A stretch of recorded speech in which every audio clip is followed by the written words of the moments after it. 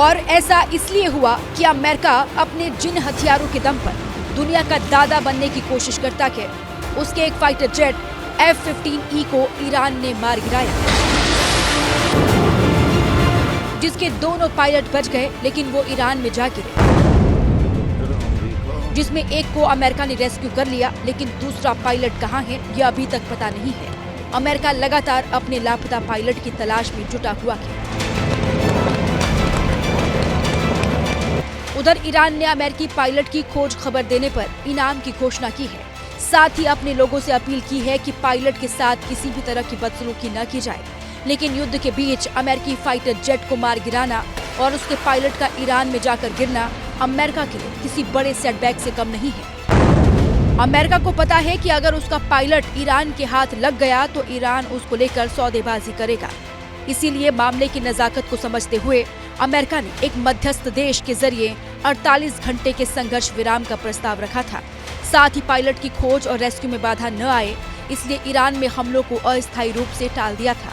लेकिन ईरान ने अमेरिका के 48 घंटे वाले संघर्ष विराम के प्रस्ताव को खारिज कर दिया। मतलब एकदम साफ है, जो बढ़त अमेरिकी फाइटर जेट को गिराकर ईरान को मिली है, वो उसे हाथ से नहीं जाने देना चाहता है और उसका पूरा फोकस अमेरिकी पायलट को अपने कब्जे में लेकर अमेरिका को बैकफुट पर लाने का है।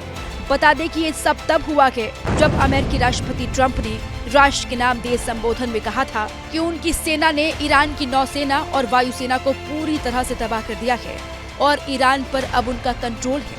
That means eliminating Iran's navy, which is now absolutely destroyed, hurting their air force and their missile program at levels never seen before, and annihilating their defense industrial base. We've done all of it. Their navy is gone, their air force is gone, their missiles are just about used up or beaten. Taken together, these actions will cripple Iran military.